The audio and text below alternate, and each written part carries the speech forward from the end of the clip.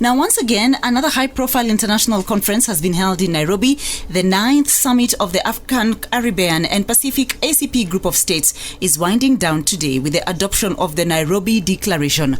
We have a big conversation on the outcome of this summit with one of the participants of the Women and Youth Forum. What are the strategies on creating decent jobs and opportunities for the youth in ACP countries? We'll talk about that and other issues. Our guest is Wanjuhi Njoroge, President of Nelig Group Limited, which is a conglomerate in media and ICT, sustainability and inclusive development. Wanjuhi sits on the Nyeri County National Government Affirmative Action Fund Committee representing Keni constituency. She is part of the team implementing the Internet for All project by the World Economic Forum, targeting to connect 25 million people in the Northern Corridor. Wanjuhi is also a top 40 under 40 woman 2016, a prestigious award that recognizes exceptional women who are transforming their communities, country, region, and continent. She was a panelist during the ACP Women and Youth Forum. We are also joined by my colleague Weldon Kirui, who has been covering the summit for the English service. Weldon has extensive experience in covering such high-profile events, and it is always a joy to bring him to the show to share the journalist's perspective. Welcome to the show. Thank you very much. Thank you. So another major summit bringing together delegates from all around the world, I beg your pardon. What has been your impressions of the ACP summit as it draws to an end today? I'll start with you, Weldon. Well, we've been covering this summit for the last 3 days, on Friday, Saturday and Sunday and yesterday, and today we will be winding up. President Uhuru Kenyatta has taken officially over the chairmanship of the ACP Group of States, and he promised that he will reinvigorate this union to respond to the challenges of the 21st century, including maybe global terrorism, extremism, and so on. So today there will be Nairobi Nguvu Declaration, and we'll be able to bring you details about this later in the afternoon. All right, and we look forward to that. Wanjuhi, what's been your impression of the ACP summit? I would say that there is a commitment. You can see there is a will, and we say where there is a will, there is a way. And I would say it's a huge opportunity for we as young people to benefit from the 79 member states. However, we need to move from talk to action, so that we can be able to benefit. And I see a huge opportunity for knowledge transfer between the member states. I see a huge opportunity for exchange of ideas. We are talking about the fourth industrial revolution, for instance, which is a digital era. So I see a huge opportunity where we can learn from each other as young people. When I look at countries like Kenya, the neighboring countries like Kenya and Tanzania, what do we have and what does Tanzania not have? We have the skills. They probably do not have the skills that are up to our level. Can we exchange that? Tanzania is able to produce maize that they can sell us. Can we buy the maize from them instead? What doesn't Tanzania have, and what do we have that we can sell to Tanzania? We need to get to that point so that we can benefit from each other. I would say that there is a will. We had the first Women and Youth Forum, which I was privileged to sit on.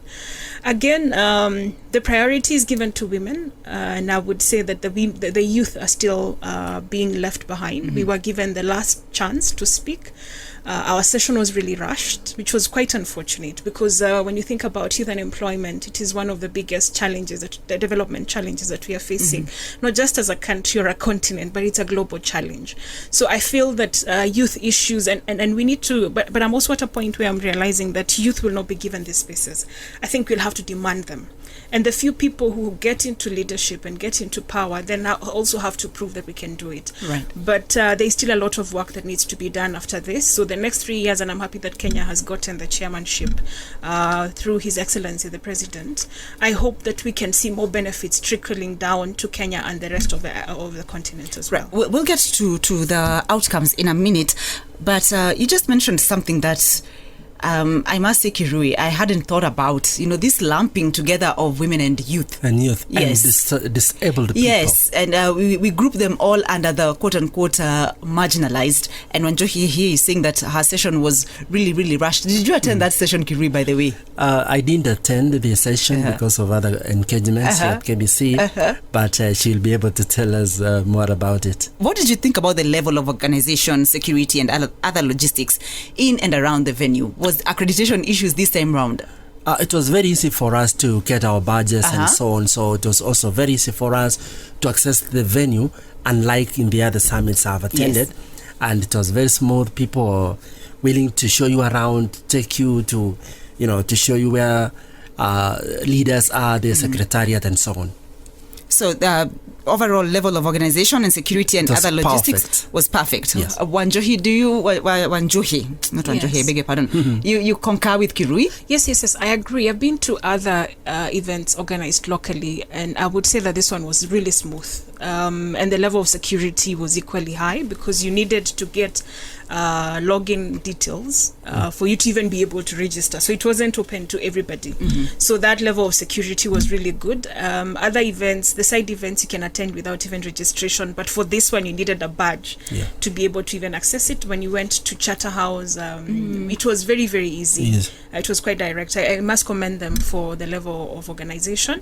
I think the only challenge was that the session, the youth session, should have been a session on its own, and it ought to have been given a priority. Right. Yeah. Why is there such little buy-in from the public during such big meetings in Nairobi, except of course where the public is mourning over closed roads and traffic?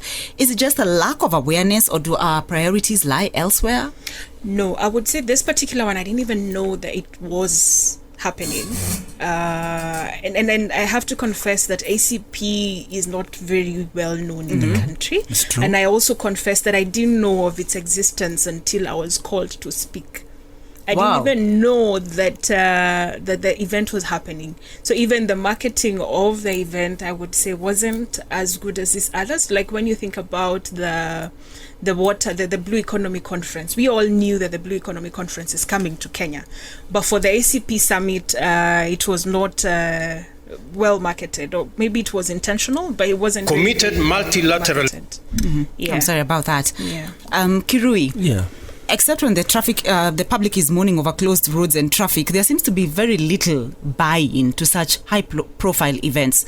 Is it a lack of awareness, or are our priorities just elsewhere as Kenyans? Well, as Wanjuhi said, I was not also aware of this summit until about 2 weeks ago when I registered. And so when I logged onto the internet and read about it, I was surprised that there is a summit of this kind, the first summit was held in Georgetown in Guyana some 44 years ago. So this is a new summit that most journalists didn't know, and we are learning about it. The resolutions, the conventions, Lome conventions and other conventions, we came to learn about them later. Right. Now, the theme for the 9th ACP Summit is a transformed ACP committed to multilateralism. Here's Deputy President William Ruto speaking about the relevance of the theme. Committed multilateralism is the most strategic path to overcoming challenges to sustainable development. In order to accelerate the pace of this progress, this commitment must entail transformative collaboration. As to be truly transformative, a good starting point must be the inclusion, participation, and consideration of youth and women in global affairs, as well as partnership with the private sector. Deputy President William Ruto, they are saying that multilateralism is the key to enhanced trade and must involve the inclusion of women and youth. I'm sure that is a view that you can relate to, Wanjuhi. Yes, I do relate to it, and I think we have to be very, very intentional when we talk about inclusion of women and youth, particularly, bearing in mind, and again, I go back to the biggest challenge that we are facing as a country and as a continent, which is youth unemployment. The people Africa is poised to be the youngest continent globally. And we must be deliberate about thinking about where are the jobs coming from. But I see a huge opportunity in the ACP countries, member states, and not just ACP, Africa, when you think about Africa Union, when you think about the East Africa Cooperation. So there's a huge opportunity. The question is, how do we tap into it? How do we prepare ourselves to tap into these opportunities? And that is why you find that this is the 9th summit and people do not even know it exists, but yet it is a huge opportunity, which now leads us to cleaning the house from inside before we can even go outside to tap into the opportunities that exist. What will determine whether we are going to take advantage of ACP or not is us, what we do as a country. How do we prepare ourselves? What is our education system and curriculum? What's the quality of our education? Are we prepared for where the future is going? I mentioned the fourth industrial revolution, for instance. We have seen many people in the banking sectors losing their jobs, and this is going to even happen in the supermarkets. There is something called the Amazon Go, for instance, where the tellers, as we know them in supermarkets, the cashiers, they are going to be phased out and replaced by a gadget. Amazon has a new retail shop that you only require an app and your phone to go shop. You don't even need to pay or talk to anyone. It's not even manned by humans. So this is where we are going. And the question is, are we ready for what is coming as a country, as a continent, and as a group, as the ACP countries? Let me put you on the spot. Are we ready? We are not ready. We are not. We are unfortunately not ready. I'll give you an example. Japan last year, there was a company that saw 70 people lose their jobs and they were replaced by robots. I am an entrepreneur and I'm looking at delivering my services or goods at the least cost and with the highest level of efficiency. I will easily replace people. The fourth industrial revolution is not meant to replace people. In my view, it is meant to take the 3 previous revolutions and put the people at the center of it, because the machines are supposed to respond to humans. However, Kenya, for instance, we are still working with the djembe, what we call the djembe. Rudimentary. Yes, and that is a first industrial revolution. So we are still stuck in the first one. There is something called the Agenda 2063 by Africa Union. And one of the clause states that they wanted to phase out the whole by 2020. That's next year. That's next month. Yeah, that's next month, if anything. And I was asking the people, friends who work at the Africa Union, how far are we? So we are constantly coming up with agendas, but we never ever deliver them. We are not even intentional in delivering them. So I agree with His Excellency the Deputy President in saying that we must be intentional. But the question is, what are we doing to be intentional? I will probably talk about climate change in the next one. Yes, and we'll also talk more about the discussion on the Industrial Revolution right after the break. Okay. But someone could be listening to us, Wanjuhi, and is thinking, if you're still using the hoe, how many years will it be before we are replaced by robots? So we still have got a number of years. Unfortunately, we do not, and I see a huge opportunity. Where there is luck is a huge opportunity for making a lot of money in it. But and that is why I challenge the government, and I say, let us prepare, let us come together and be intentional, let us prepare for what the future looks like. And I appreciate that we have polytechnics in almost every village. There was one in my village. Why then don't we use this as the places to empower people in terms of skills? We have electric cars, they're already with us. I'm sure you've seen the taxi hailing apps that are using electric cars. Who are going to repair those cars? Are our mechanics ready? Those are simple questions that we need to ask ourselves. And there's something called the future of work. And you realize that some jobs are being phased out. Things like secretaries, even careers like law that you never thought would be phased out. Clerks will be phased out because machines will be doing a lot more work faster and easier than we used to. Kirui, you must have become used to covering these high-level international events that Kenya has been hosting. How have you made the issues discussed at this summit connect with the audience you listen to your coverage? Well, we took time to listen to the speeches and synthesize the speeches, and we were able to write in a language that can be understood by our target audience in both English and Kiswahili. So this is a very technical area of trade and entrepreneurship and that kind of terms. So journalists are trained to write and simplify the terms for easy digestion by our target audience. We had you and Wamui Masila interviewing Wanjuhi on Saturday. We did. Why did you choose her from the other delegates that participated in the Women and Youth Forum? Well, Wanjuhi is still a young lady like you, so yes. So naturally we took advantage of that, and she was able to talk to us. Right. Just before we go for break, let's get some background on how this 9th African, Caribbean and Pacific Summit has come to Kenya. And Wamui Masila caught up with the Kenya's ambassador to the European Union, who is based in Brussels. He's a former cabinet secretary for education and later for lands, Professor Jacob Kaimenyi, and he started by explaining how he lobbied other nations to support Kenya's bid to host the summit. People say, show me his friends, and I'll tell you the man. And what I did is to make sure that I lobby amongst my friends in ACP, Committee of Ambassadors. And when I arrived in Belgium, fortunately for me, I became the chairman of the East African region of ACP, which comprises of 15 countries. Yes, so they give me an opportunity to be able to lobby, get to know people more and more. That's number one. Number two, I paid courtesy calls. You know, it's very important to pay courtesy calls to other ambassadors so that you can tell them what Kenya is capable of doing. And fortunately for us, Kenya is known as a good destination for hosting international meetings. We have a proven track record. So it was very easy for me to be able to sell this nation to the others. Other roles of the summit, SAP summit, is to ensure that member countries deal with issues on poverty. And Kenya, being a member country, is still struggling with poverty, Professor.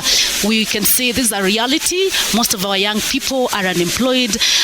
Kenya National Bureau of Statistics normally put poverty levels at below 50%. International Monetary Fund put it at over 50%.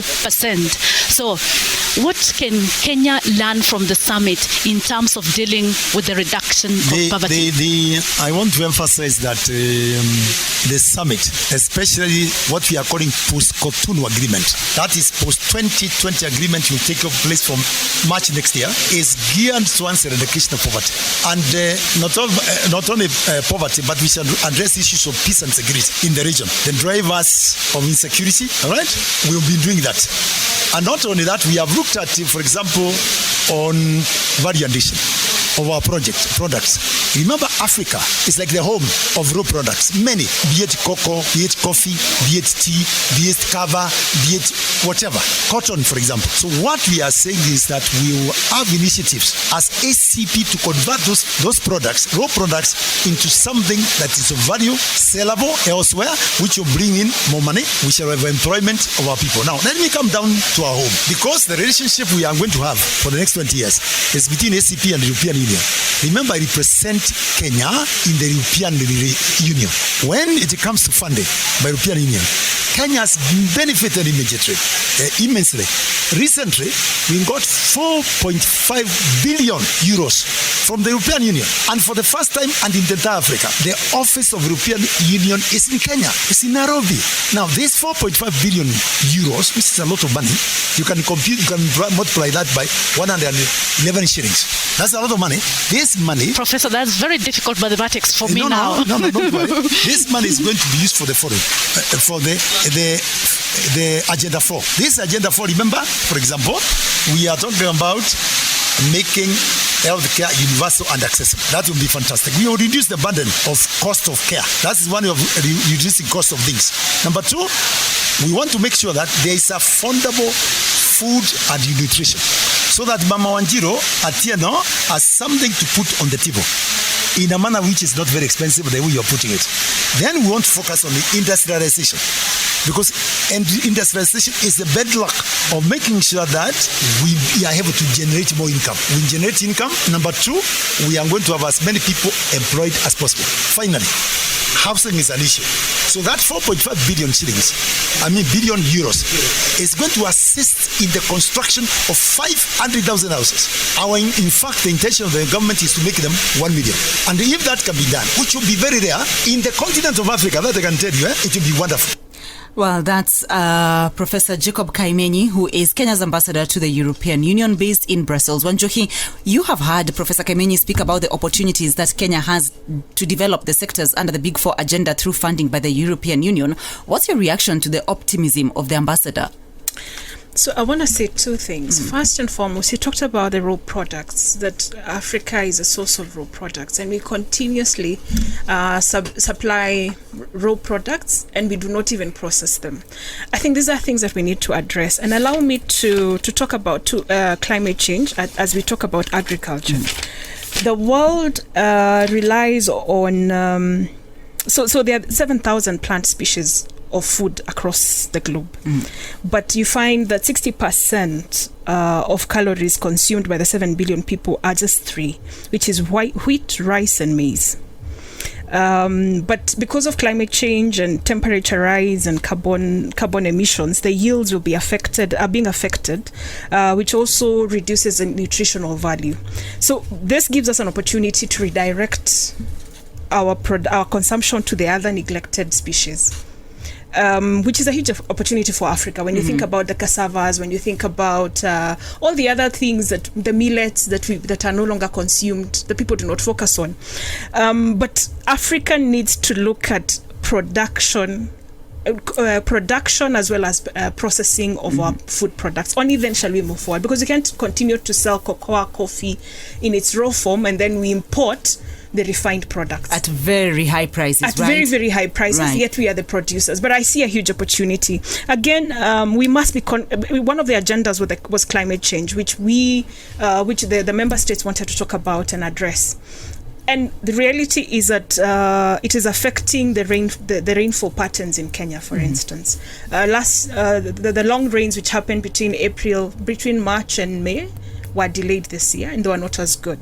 Look at the overflow of rain now and the floods that we are having. And these are the short rains. These are the short rains. So two things I want to say. When we have the rains, why don't we harvest water? I want to tell you that water is reducing at double the rate of population growth. By 2050, we'll have countries without water. Cape Town last year did not have water. And I understand they're importing water from Lesotho. They don't own water. They buy water from Lesotho. And it will be the next source of conflict that I foresee. People do not fight over anything else. People fight over resources. Even in Laikipia County. So last year I ran a campaign called the Save Our Forest KE campaign, seeking to put a ban on forest harvesting. It was successful because we've gotten the moratorium on harvesting extended by 12 months. But we need to wake up and realize that we're not doing this to hurt anybody else. We are doing this to protect the future generations to come. What's your view on Professor Kaimenyi's very optimistic outlook on the outcome of this summit from a Kenyan perspective? I was surprised about the 450 billion Kenyan shillings which the European Union has channeled to Kenyans for realization of the goals of Agenda 4. And I thought this could be it's a good sign that Kenya is on the right track to build houses, 500,000 houses, as he said, and other, agenda as he explained. Still on the ambassador, do you think this is one of those instances when we can give credit to a Kenyan diplomat for lobbying fellow member states of the ACP to bring the 9th summit to Kenya? Exactly, because he has not stayed so long in Brussels, and he has been able to mobilize this summit to come to Kenya. And this is a good sign that the professor has something good for us. It's not an average achievement to have 10 heads of states from across Africa, the Pacific and the Caribbean, and hundreds of delegates from around the world gathered in your city, right? That's a big feat. It is a big feat, and we must commend the ambassador. However, I would want us to have a very honest conversation and say, how far will the Big Four agenda go? I wish we were looking at the Vision 2030, because this has longevity as opposed to the Big Four agenda. I hope the person who comes into power after 2022 will continue focusing on the Big Four agenda, because it risks dying after the summit. And we will start politicking soon. So I'm happy that we've been able to attract resources from the EU, but the question is a Big Four agenda the right driver?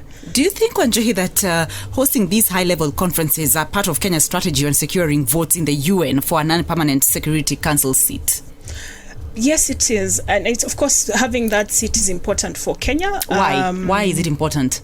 It is important because we will not just be representing our country, we'll be representing the continent. And then look at the issues we are facing of security.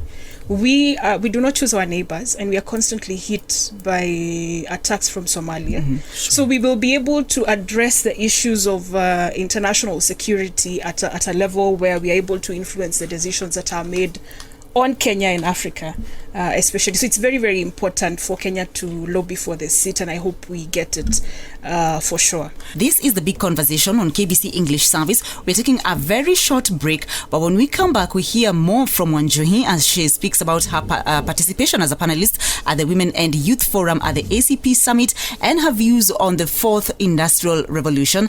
My guest in studio this morning, Wanjuhi Njoroge, president of Nelig Group Limited, which is a conglomerate in media and ICT, sustainability and inclusive development. We're also joined by my colleague Weldon Kirui, who has been covering the summit for the English service. Weldon has extensive experience in covering such high-profile events, and it is always a joy to bring him into the show to share the journalist's perspective. On the breakfast show with me, Julia Wanjiko, and we are right in the middle of the big conversation. And this morning, we are taking a look at the 9th summit of the African, Caribbean and Pacific ACP Group of States, which is winding down today with the adoption of the Nairobi Declaration. But I'm curious to hear what will be contained in this declaration. I hope it will not just be another one of those many declarations. My guests in studio this morning are Wanjuhi Njoroge, president of Nelig Group Limited, which is a conglomerate in media and ICT, sustainability and inclusive development. Wanjuhi sits on the Nyeri County National Government Affirmative Action Fund Committee, representing Kieni constituency. She is part of the team implementing the Internet for All project by the World Economic Forum, targeting to connect 25 million people in the Northern Corridor. Wanjuhi is also a top 40 and a 40 Woman 2016, a prestigious award that recognizes exceptional women who are transforming their communities, country, region and continent. She was a panelist during the ACP Women and Youth Forum. We are also speaking with my colleague Weldon Kirui, who has been covering the summit for the English service. Weldon has extensive experience in covering such high-profile events, and it's always a joy to bring him to the show to share the journalist's perspective. Weldon, because we need to let you go to the KICC, two things. Yes. And number one, what's on the agenda today? Today we will be winding up the summit, and there will be Nairobi Guvu Declaration. So we'll be able to follow very closely, and we'll be able to link with you later in the afternoon. Are you optimistic about this declaration, Weldon? Well, this could be another declaration we've been talking about off-air, and let's wait and see. Let's wait and see. Thank you so much for your time on the conversation, Weldon. Thank you. And we'll link up with you and Wamoi. By the way, you and Wamoi have been doing a fantastic job since Saturday. Thank you. Bringing us up to speed with the events at the KICC. Thank you very much. Now, Wanjuhi, I'll come back to you to talk about the fourth industrial revolution, which you say it is the digital era. Right. And you said that we are still in Kenya using the hoe back to the rudimentary ways of farming. Elsewhere they have advanced to replacing people with robots. And you say we're not ready for this. So if you're not ready, if we don't shape up, what option do we have? So look at the computers. So the computers were imported. We do not make any computers in Kenya. I know JKUAT has made an attempt at making a computer. We only assemble. I don't even think we assemble. So so it will be no software. He was on his way out. He's come back. What are you saying, Weldon? I'm saying Kenya has no software kind of. It's hardware. We have software. So what we lack is hardware. And M-Pesa, we have to be proud, is a product of Kenya. We have to be very proud. It shows the potential that we have as a country and as a people. And it's not the only one. There are many others. There are many other solutions that have been created. But allow me to use M-Pesa. And it came to answer to a need. Today I can send money to my mother from Nairobi at the comfort of my seat, even when I'm stuck in traffic. So it shows that the problems that we are facing today, and that is why I said I look at them as a huge opportunity. So we do not need other people to come and solve those problems. We can actually be the people who come up with the solutions to all these problems. Yes. Wanjuhi, tell us about the deliberations during that Women and Youth Forum. What are the big issues, and are there cross-cutting challenges across the diverse countries of the ACP? Yes, so I will give you an example. I will start with the challenges. There are challenges across the country. So I've been privileged to visit a country called Chad, which is a member of the ACP. And when you go to some of these countries, you want to cry because of the state of those countries. I did not even get out of the capital city, which is Njema. I did not even get out of that capital city, but even being in that city alone, it was for tears because it is so backward. You even wonder whether the president tours those countries. So the issues that I would raise, the issue I would raise is, of course, youth unemployment. But what comes from youth unemployment? It is the quality of education. Are we, at times I hire people in my office and I want to cry because they are graduates of university. I remember there was once I hired a PR graduate, but she could not even make a sensible sentence. And you're like, you went through university. And universities need to be held accountable. They cannot continue producing what no one is consuming. That is one. Number two, our technical skills. We need to go back to polytechnics and utilize them. We know the reason as to why people don't go to polytechnics is mainly because they are considered for failures.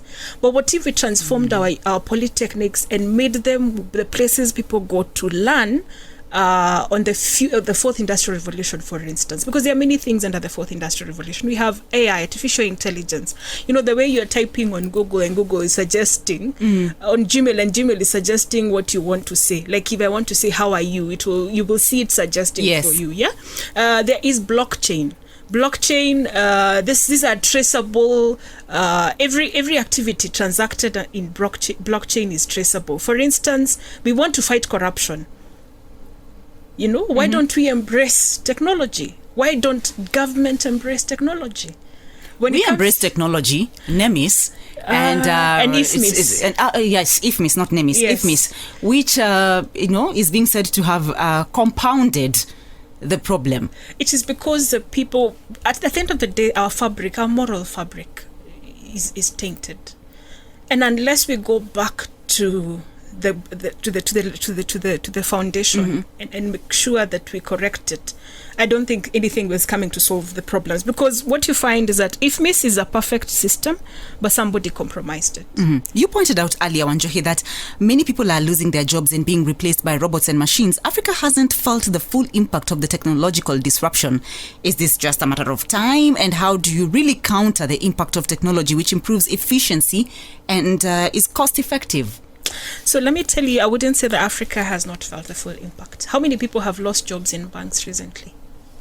Quite a number. In fact, that's the banking sector. Yeah. So we cannot say that we haven't felt the full impact of technology. We have felt the full impact of technology. The other one is M-Pesa. Look at our over-reliance on M-Pesa. Anytime the system goes down, M-Pesa goes down. Like I was in the supermarket, one of the supermarkets yesterday, and we could not pay via M-Pesa, and I had to leave my things because I didn't have cash on me. So we have felt the full impact of technology, and I also feel that the reason as to why majority of young people are not even getting jobs today is because nobody is hiring. I mean, the things that I need to be done. So then who's doing these jobs, Wanjuhi? Because we don't have the robots yet. So first and foremost, there are two things here. One is that the economy is really bad. And that's for a fact. This year has been so bad in business that even those I work with have not gotten a pay rise. Number two is that many advanced institutions like the banks are adapting to modern technologies which are replacing human beings. And you will not find people, the courses that we have done will not get any placement. So, and what I tell young people is that consider having an extra skill. Coding is something that can employ so many people. When the government is talking of digital literacy, they're talking about Word, MS Word, Office Suite. But those things are now becoming outdated. It is good to have the skills, but nobody will hire you for only having MS Word. We cannot be teaching introduction to ICT in university level.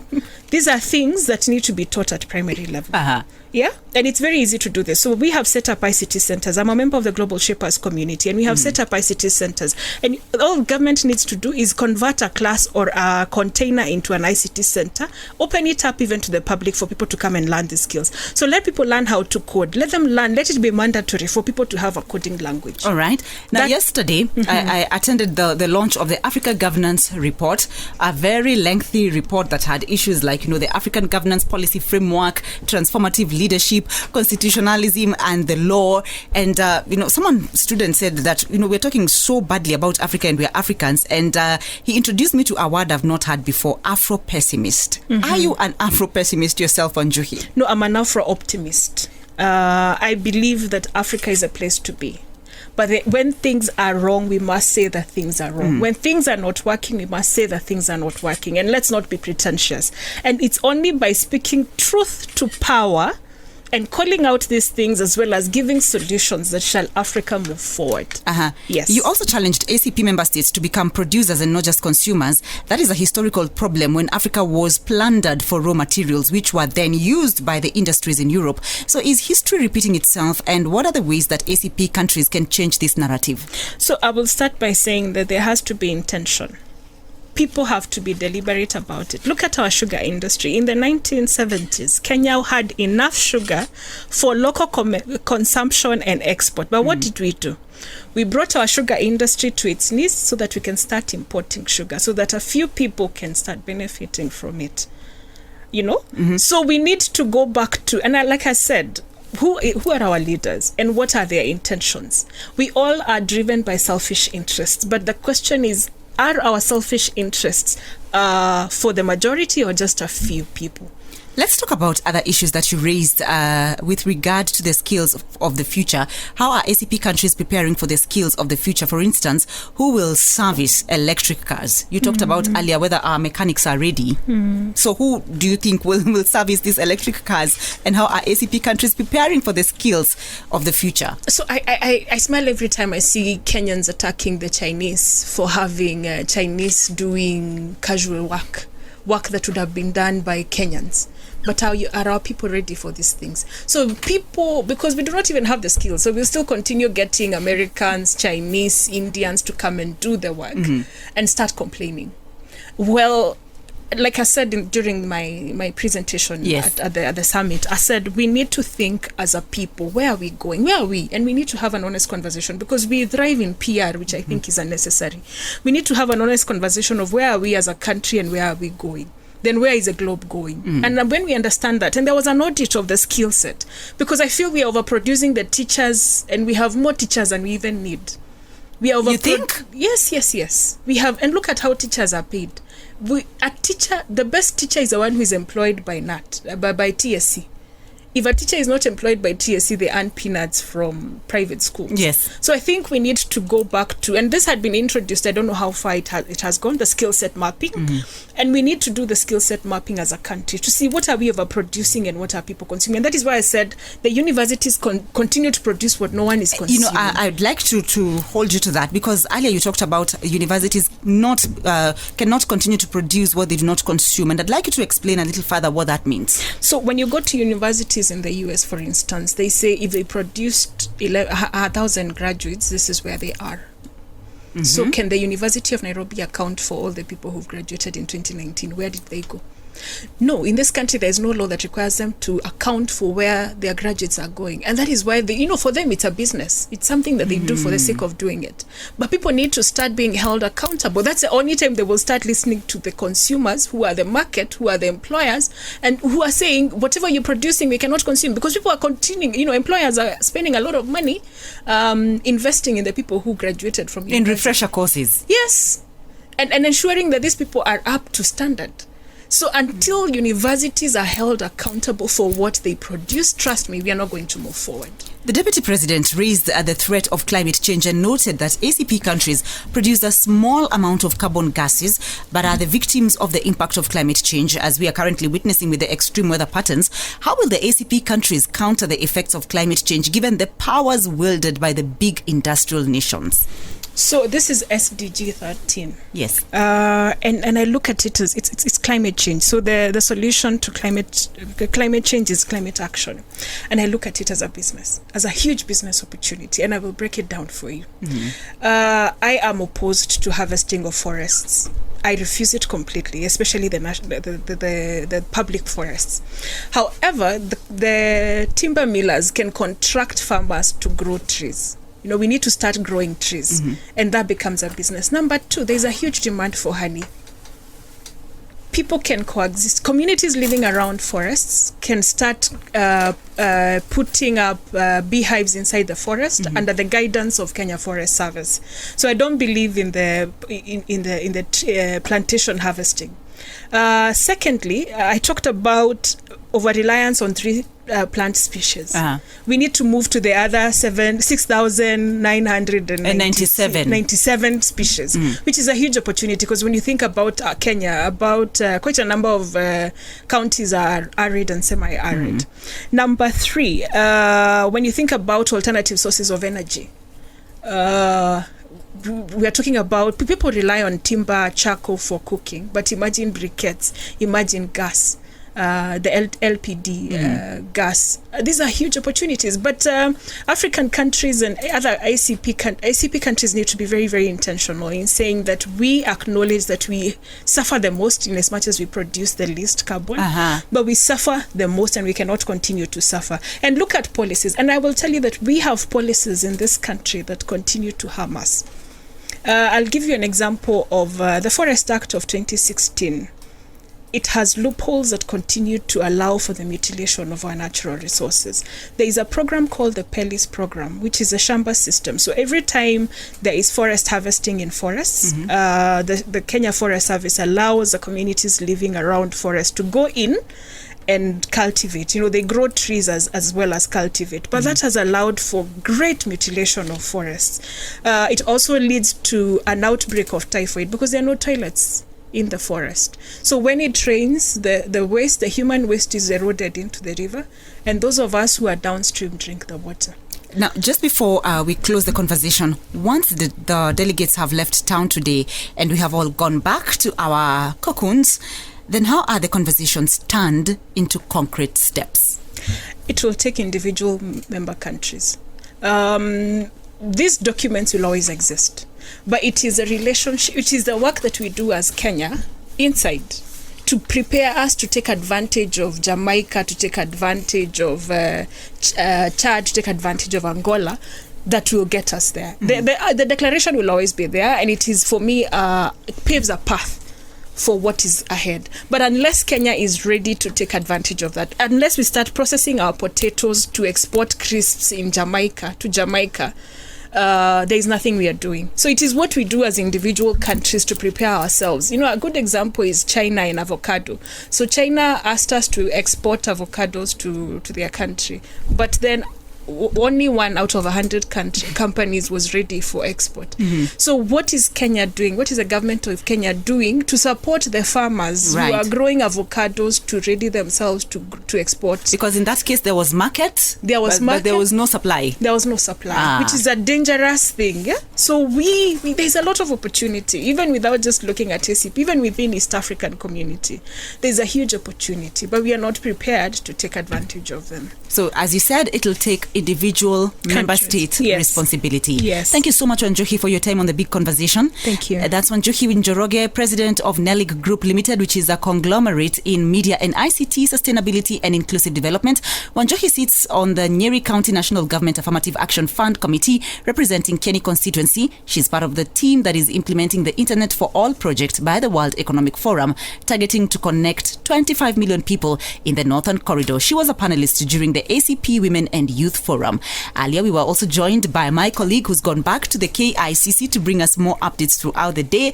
That is Weldon Kirui, who has been covering the summit for the English service alongside Wamoi Masila. Weldon has extensive experience in covering such high-profile events, and it is always a joy to bring him into the show to share the journalist's perspective. This is The Breakfast Show. My name is Julia Wanjuhi Njoroge. I'm going on during this time. I feel there's no one to say.